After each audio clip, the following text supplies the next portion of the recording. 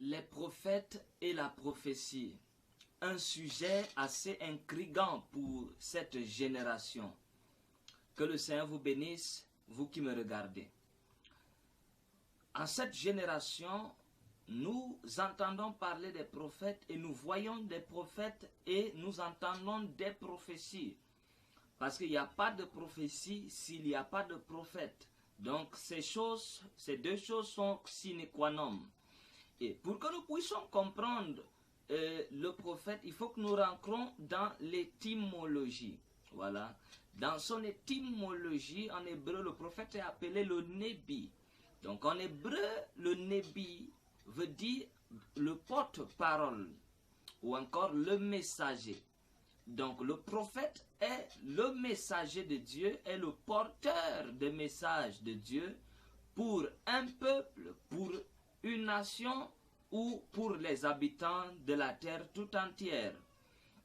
Et ici, il faut comprendre quel est le rôle du prophète et le rôle de la prophétie dans le quotidien. Regardons quelqu'un comme Saül, pour que nous comprenions, quelqu'un comme Saül, lorsqu'avant qu'il ne devienne roi, il avait perdu les ânesses de son père. Et il allait à la rencontre du prophète. La Bible dit qu'en chemin, ils se sont dit, si on voit le prophète, certainement, il nous dira où sont les ânesses de notre père. Ça veut dire que cette idée n'était pas née automatiquement dans la tête de Saül et ses serviteurs. Nous comprenons que cela était déjà dans le caractère, dans la coutume des Israélites de consulter les prophètes. Donc l'unique rôle du prophète n'était pas seulement, ou alors n'est pas seulement de donner seulement ce que Dieu pense, mais le prophète a aussi la capacité de consulter Dieu concernant les requêtes du peuple. Amen. Nous regardons ici, il y a action et réaction. Donc le prophète parle, autant pour moi, le peuple suggère quelque chose au prophète et le prophète envoie la question à Dieu et il y a une réponse. Donc le prophète ici est le porteur de messages de Dieu pour sa génération.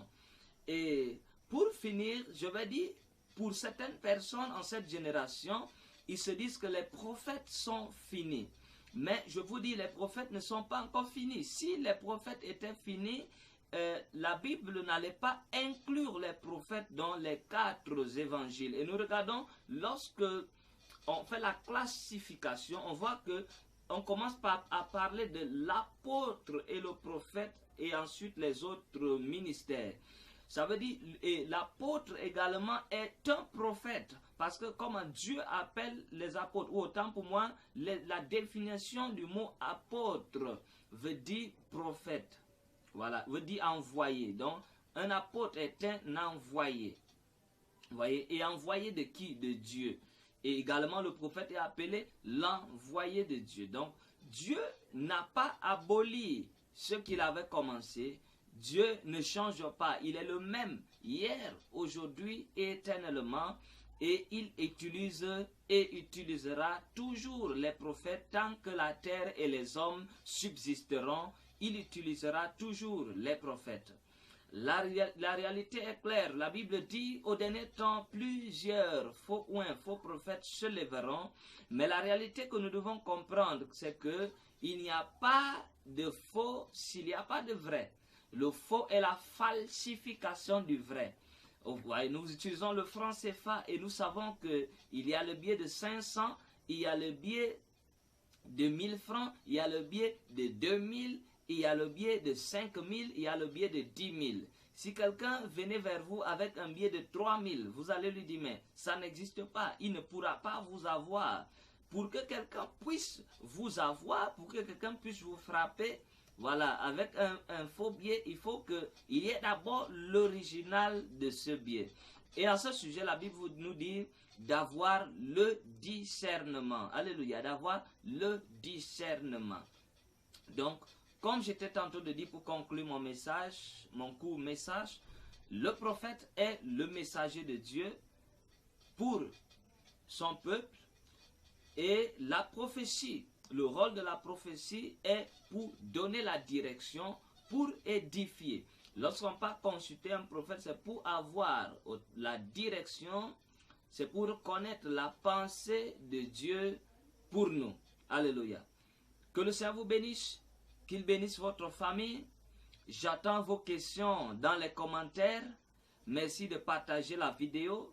Et grâce à vos questions, vous poserez dans les commentaires, nous aurons de nouvelles vidéos. Que le Seigneur vous bénisse. D'ici là, portez-vous bien et que le Seigneur vous épargne de ce démon de coronavirus et que aucun de vos enfants, ni vous, ni un membre de votre famille ne soit touché. Que le Seigneur bénisse le Cameroun, qu'il bénisse la Guinée-Conakry, qu'il bénisse l'Afrique et la terre tout entière au nom de Jésus-Christ de Nazareth. Amen.